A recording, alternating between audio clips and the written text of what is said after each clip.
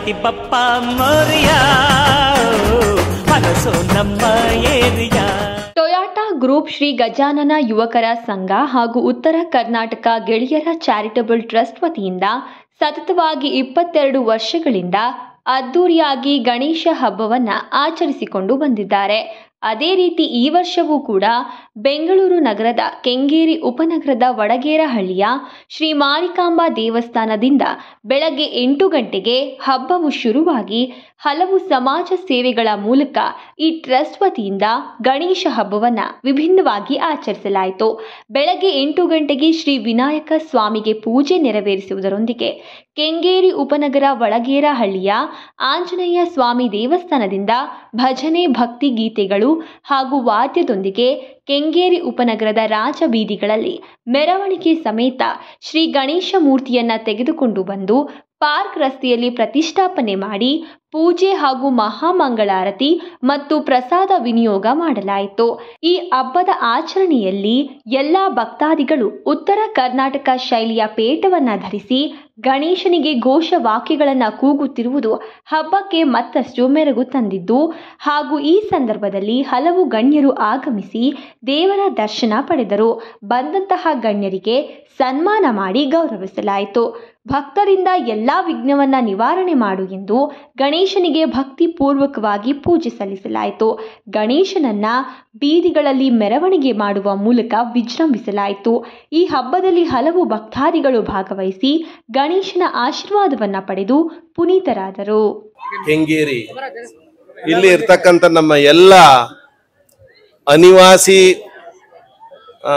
ಕನ್ನಡಿಗರು ಹೇಗೆ ದೇಶ ವಿದೇಶಗಳಲ್ಲಿ ಇದ್ದಾರೋ, ಬೆಂಗಳೂರಿಗೆ ಪಾಪ ಸ್ವಂತ ನೆಲೆ ಇಲ್ಲದನೆ ಉದ್ಯೋಗವನ್ನ ಹರಿಸಿ ಬಂದಂಥ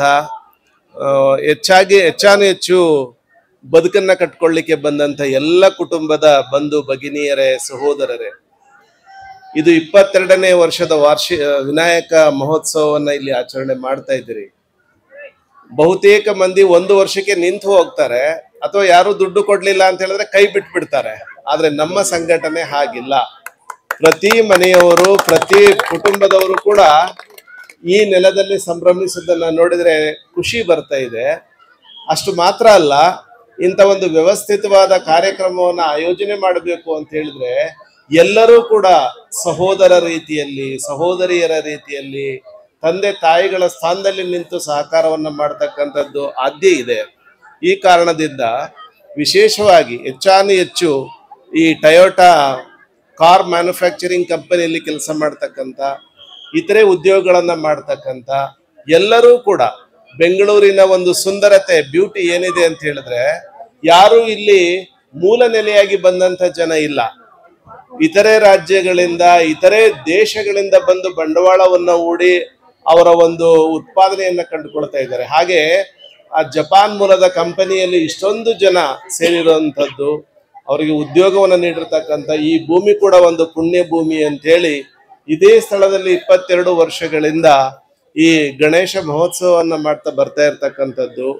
ಸರ್, ಇವತ್ತು ಏನಾದರೂ ಟೊಯೋಟಾ ಗ್ರೂಪ್ ಗಜಾನನ ಯುವಕರ ಸಂಘ ಈ ಕೆಂಗೇರಿ ಉಪನಗರದಲ್ಲಿ ಅತ್ಯಂತ ಶ್ರದ್ಧೆ ಮತ್ತು ಸಡಗರದಿಂದ ಈ ಒಂದು 22ನೇ ವರ್ಷದ ಅದ್ದೂರಿ ಗಣೇಶೋತ್ಸವವನ್ನು ಆಚರಣೆ ಮಾಡ್ತಾ ಇದೆ ಅಂದ್ರೆ, ಇಲ್ಲಿ ಇರ್ತಕ್ಕಂತಹ ವಾಲಂಟಿಯರ್, ಮುಗ್ಧ ಮತ್ತು ನಿಷ್ಕಲ್ಮಶ ಮನುಷ್ಯಗಳ ಕಾರ್ಯಕರ್ತರೇ ಅಂತ ಹೇಳಿದರೆ ತಪ್ಪಾಗಲಾರದು.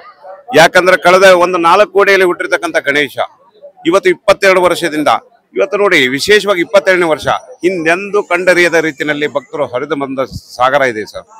ಇದಕ್ಕೆ ಕಾರಣ ನಮ್ಮೆಲ್ಲರ ಒಂದು ಮುಗ್ಧತೆ ಮತ್ತು ನಿಷ್ಕಲ್ಮಶ ಮನಸ್ಸು.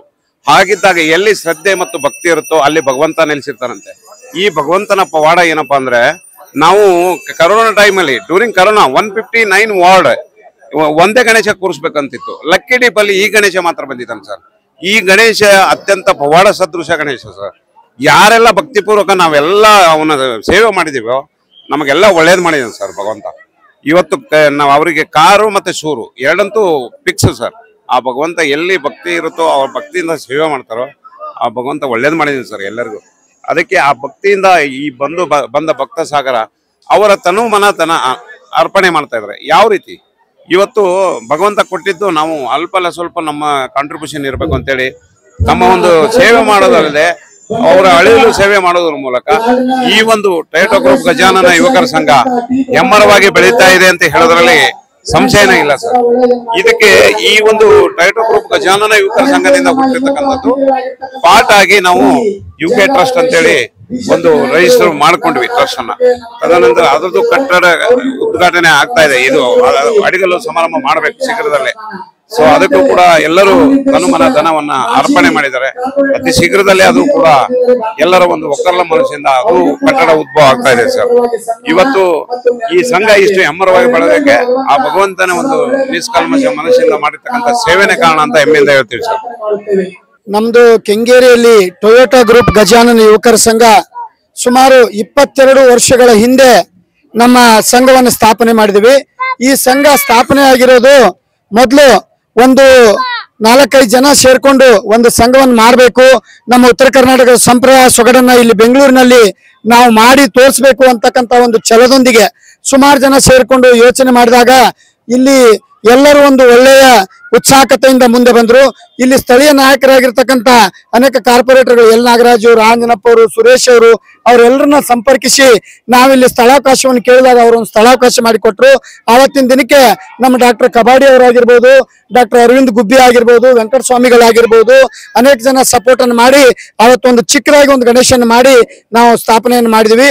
ಮುಂದೆ ಬರಬರುತ್ತಾ ಅದಕ್ಕೆ ಸಂಘಟನೆಗೆ ಹೆಚ್ಚಿನ ಜನಗಳು ಬಂದು ಎಲ್ಲರೂ ಒಗ್ಗೂಡಿ ನಮ್ಮ ಬಸವಣ್ಣವರ ಏನು ವಚನ ಇದೆಯಲ್ಲ, ಕಾಗೆ ಒಂದಗಳ ಕಂಡೊಡೆ ಕೂಗಿ ಕಡೆಯದೆ ತನ್ನ ಬಳಗವನ್ನು ಅಂತಕ್ಕಂಥ ಒಂದು ನಾಣ್ಣುಡಿಯಂತೆ ನಾವು ಎಲ್ಲರೂ ಸೇರ್ಕೊಂಡು ಅತಿ ಹೆಚ್ಚು ಜನಗಳು ಸೇರ್ಕೊಂಡು ಮುಂದೆ ಬಂದ್ವಿ. ಈ ಸಂಘಟನೆಯಿಂದ ಅನೇಕ ಜನೋಪಯೋಗಿ ಕಾರ್ಯಗಳನ್ನು ಮಾಡಬೇಕು ಅಂತೇಳಿ ಒಂದು ಪರಿಸರ ರಕ್ಷಣೆ ಆಗಿರ್ಬೋದು, ಮಾಲಿನ್ಯ ತಡೆಗಟ್ಟುವುದಾಗಿರ್ಬೋದು, ಆಮೇಲೆ ಈ ಕೆಂಗೇರಿಯ ಪರಿಸರದಲ್ಲಿ ಗಿಡಗಳನ್ನ ಸುಮಾರು ಒಂದು 250 ಗಿಡಗಳನ್ನು ನೆಟ್ಟು ಈ ಪರಿಸರಕ್ಕೆ ನಮ್ಮ ಒಂದು ಕೊಡುಗೆಯನ್ನ ಅಮೂಲಾಗ್ರ ಕೊಡುಗೆಯನ್ನ ನೀಡುವಂತ ಒಂದು ಕಾರ್ಯವನ್ನು ಮಾಡಿದ್ದೇವೆ. ಮುಂದೆ ಉತ್ತರ ಕರ್ನಾಟಕದಲ್ಲಿ ಫ್ಲಡ್ ಬಂದಾಗ, ನೆರೆ ಹಾವಳಿ ಬಂದಾಗ, ಅನೇಕ ಸಂತ್ರಸ್ತ ಕಷ್ಟಗಳಿರುವಾಗ ಉತ್ತರ ಕರ್ನಾಟಕ ಸಂಕಷ್ಟಕ್ಕೆ ನಮ್ಮ ಸಂಘಟನೆಯಿಂದ ಸುಮಾರು ಲಾರಿಗಳಲ್ಲಿ ಮಟೀರಿಯಲ್ಗಳನ್ನ ತೆಗೆದುಕೊಂಡು ಹೋಗಿ ಎಲ್ಲಿ ಸಂತ್ರಸ್ತಿದ್ದಾರೆ ನೈಜ ಸಂತ್ರಸ್ತರಿಗೆ ಅವರಿಗೆ ಒಯ್ದು ತಲುಪಿಸುವಂತ ಒಂದು ಕಾರ್ಯವನ್ನ ನಮ್ಮ ಸಂಘಟನೆ ನೈಜ ರೂಪದಲ್ಲಿ ಮಾಡಿತು. ಅದಕ್ಕೆ ಕೆಂಗೇರಿಯ ಸ್ಥಳೀಯ ಎಲ್ಲ ಸಂಘ ಸಂಸ್ಥೆಗಳು, ರಾಜಕೀಯ ಮುಖಂಡರು ಹಾಗೂ ಬೇರೆಯವರು ಕೂಡ ಸಹಾಯ ಮಾಡಿದ್ದಾರೆ. ಏನ್ ಕಾರ್ಯಕ್ರಮ ಮಾಡ್ತೀರಾ ಅದ್ರ ಬಗ್ಗೆ? ನಾವು ಗಣೇಶ ಕೂಡಿಸುವಾಗ ನಿರಂತರವಾಗಿ ಒಂದು ತಿಂಗಳುಗಳವರೆಗೂ ಪ್ರತಿ ಭಾನುವಾರ ಒಂದೊಂದು ಕಾರ್ಯಕ್ರಮವನ್ನು ಮಾಡ್ತೇವೆ. ಒಂದು ರಕ್ತದಾನ ಶಿಬಿರ, ಆರೋಗ್ಯ ತಪಾಸಣಾ ಶಿಬಿರ ಹಾಗೂ ಕ್ರಿಕೆಟ್, ಕೇರಮ್ ಮತ್ತು ಮಕ್ಕಳಿಗೆ ಕಾರ್ಯಚಟುವಟಿಕೆಗಳು ಮತ್ತು ಪರಿಸರದ ಕೊಡುಗೆ. ಪರಿಸರ ಅನ್ನೋದು ಬಹಳ ಮುಖ್ಯ. ಗಿಡ ನೆಡುವುದು ಮತ್ತು ಪರಿಸರವನ್ನು ಸ್ವಚ್ಛ ಮಾಡುವುದು ಮಾಡುತ್ತೇವೆ. ರಂಗೋಲಿ ಸ್ಪರ್ಧೆ ಮತ್ತು ಅನೇಕ ಜನರಿಗೆ ತಾವು ಗುರುಸಿ ಪ್ರತಿಭಾ ಪುರಸ್ಕಾರಗಳನ್ನು ಅದನ್ನೆಲ್ಲ ವಿದ್ಯಾರ್ಥಿಗಳಿಗೆ SSLC ಮತ್ತು PUC ಯಲ್ಲಿ ಮತ್ತು ಅದನ್ನು ಬಿಟ್ಟು ಇನ್ನು ನೀಟ್ CET ಗಳಲ್ಲಿ ಯಾರೆಲ್ಲ ಅತ್ಯುನ್ನತ ಶ್ರೇಣಿಗೆ ಬಂದಿದ್ದಾರೆ ಅವರೆಲ್ಲರಿಗೂ ಇಲ್ಲಿ ವೇದಿಕೆ ಮೇಲೆ ಅತಿಥಿ ಮಹೋದಯರು ಮತ್ತು ಸ್ವಾಮೀಜಿಗಳ ಒಂದು ಸಾಕ್ಷಿಯಾಗಿರ್ತಕ್ಕಂಥ ಭವ್ಯವಾದ ವೇದಿಕೆಯಲ್ಲಿ ಅವರಿಗೆ ಪುರಸ್ಕಾರ ಕೊಡುವಂತಹ ಒಂದು ಕಾರ್ಯಕ್ರಮವನ್ನ ನಿರಂತರವಾಗಿ ಮಾಡ್ತಾ ಬಂದಿದ್ದೇವೆ. ತಮ್ಮ ವಿಶೇಷ ಪ್ರಸಾದ ಇಲ್ಲಿ ಯಾವ ತರ ಆಯೋಜನೆ ಮಾಡ್ತಾರೆ?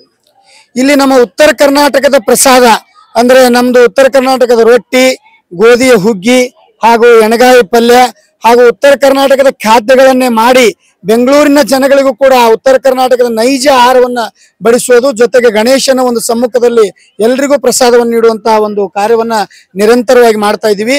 ಎಲ್ಲರ ಸಹಾಯದಿಂದ ಇವತ್ತು ನಮ್ಮ ಇಲ್ಲಿ ಸಂಘಕ್ಕೆ ಸುಮಾರು ಒಂದು 200 ಜನ ಹತ್ತತ್ರ ಅವ್ರ ತನುಮನ ಧನ ಸೇವೆಯನ್ನು ಸಲ್ಲಿಸಿದ್ದಕ್ಕೆ ಇವತ್ತು ಇಂತಹ ಒಂದು ದೊಡ್ಡವಾದ ಒಂದು ಪ್ರಸಾದ ಸೇವೆ ನಡೀತಾ ಇದೆ.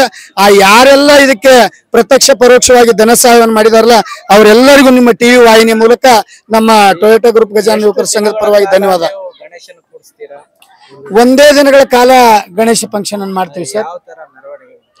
ಬೆಳಿಗ್ಗೆ ನಾವು 6:30ಗೆ ಗಣೇಶನ ವಡಗೇರಳ್ಳಿಯಲ್ಲಿ ಪೂಜೆ ಮಾಡಿಕೊಂಡು ನಂತರದಲ್ಲಿ ಕೆಂಗೇರಿಯ ರಾಜಬೀದಿಗಳಲ್ಲಿ ನಮ್ಮ ಉತ್ತರ ಕರ್ನಾಟಕದ ಸೊಗಡು ಅಂದ್ರೆ ನಮ್ದು ಬ್ಯಾಂಜೋ, ಭಜನೆ, ಭಕ್ತಿ ಪದಗಳು, ಹಾಡು ನೃತ್ಯವನ್ನು ಮಾಡಿಕೊಂಡು ಎಲ್ಲ ಕುಟುಂಬಗಳು ಮತ್ತು ಸ್ಥಳೀಯ ಎಲ್ಲರೂ ಸೇರಿಕೊಂಡು ಒಂದು ಗಣೇಶನ ಒಂದು ಅದ್ಭುತವಾಗಿ ತರುವುದೇ ನಮ್ಮ ಮೆರವಣಿಗೆನೇ ನಮಗೆ ಒಂದು ಶ್ರೇಷ್ಠ ಹೆಮ್ಮೆ ಸರ್.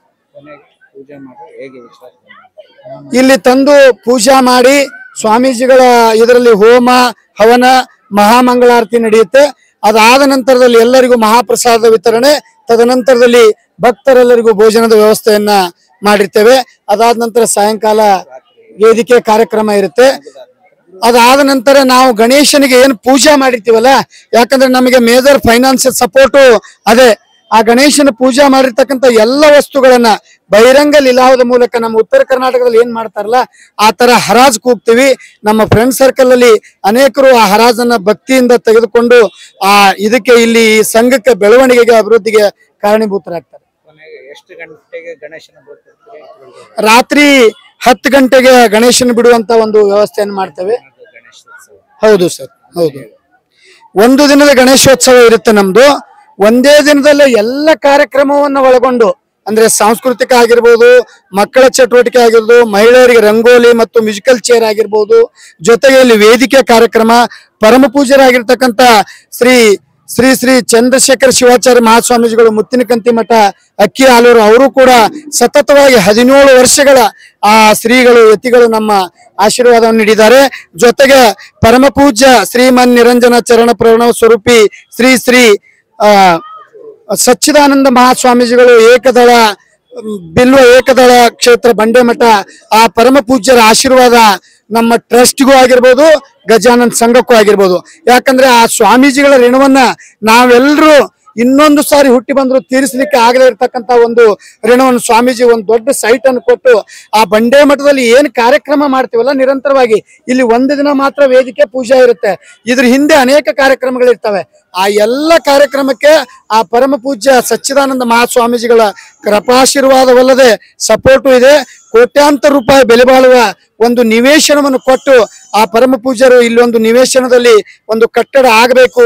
ಉತ್ತರ ಕರ್ನಾಟಕದ ಜನ ಒಂದು ಒಳ್ಳೆ ಜನ, ಈ ಧರ್ಮ ಸಂಸ್ಕೃತಿ ನಾವು ಕೂಡ ಅಳಿಸಿ ಹೋಗ್ತೀವಿ, ಆ ಪರಮ ಪೂಜ್ಯರು ಅಳಿಸಿ ಹೋಗ್ತಾರೆ.